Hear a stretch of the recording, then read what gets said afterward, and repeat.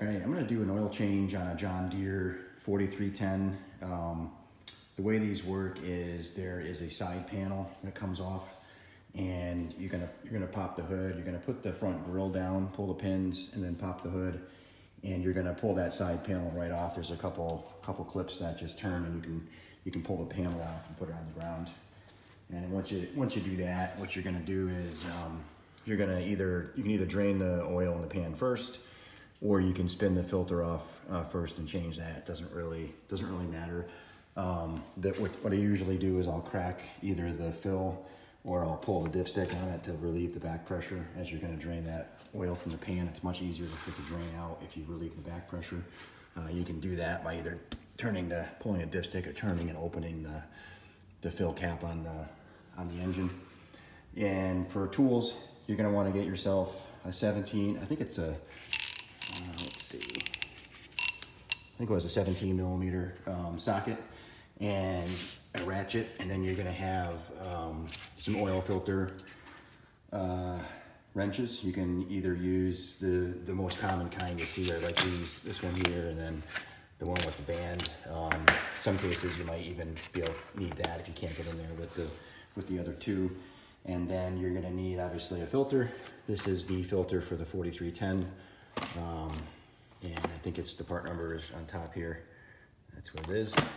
That's a John Deere filter. And you're gonna have a funnel to fill it, and then you're gonna have some new oil. I usually use the Shell Rotella 1540, and that's usually what I always run in all my machines.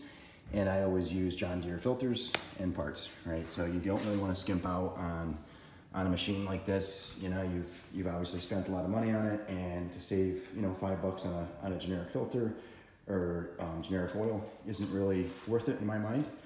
But that is completely up to you. So that's pretty much what you're looking at for an oil change on this. And it's really easy. You want to have the engine. It's best to do these when the engine is really hot, they say, but I usually do it when the engine's really cold, to be honest with you, just because the oil, when it's hot, it's gonna get caught up in the heads, and even though it's thinner when it's hot, you still leave a lot of that oil behind, in my mind. So I tend to do this when it's cold and all the oil is completely drained into the pan. And I think you could do it either way, but that's just the way I like to do it. So that's pretty much it from an oil change perspective. Not a lot to it, and you're probably looking at about 15 minutes to do all this yourself. And it'll probably cost you about, maybe $40 or $50 in oil and a filter. Okay, oil change is done. It was about 15 minutes, and the pointers I can offer, or the tips I can offer you, is that a couple things. When you go to take off the drain plug, get yourself an extension on there on the ratchet. It's just because the drain plugs, they tend to stick a little bit after they've been on there for a while, right? So you can crack it a lot easier if you just use an extension. You don't want to over tighten it, obviously. You don't need that when you go to put the drain plug back in. But when you're taking it off, it's really handy to have a little pipe extension on your ratchet. The other thing I wanted to point out, I was able to use this wrench really easily. This is kind of my preferred wrench when it comes to oil filters, just because it has the teeth on it and it grips the filter a lot better. But again, a lot of times you can't get in there, it's too tight. But on the 4310s, there's plenty of room in there, so you can get that wrench on there. If you couldn't, let's say it was too tight, you would obviously go probably to something like this, which is a band, and it's a lot slimmer to get around the filter. If you couldn't even get that in there, you could try it with something like this. This will definitely tear up the old filter. Not that you care about it, but it's going to tear it up pretty good.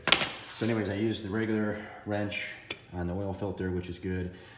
The other tip I want to mention is before you take off the fill cap on the engine, this is before you get the cap off and put the funnel in there, so it would look more like this.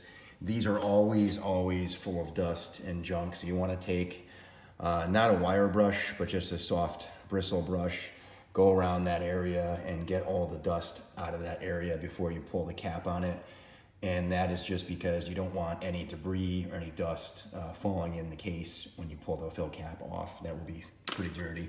Once you clean it, it'll look more like this. It should look yellow and have a decent finish on there versus all the dirt.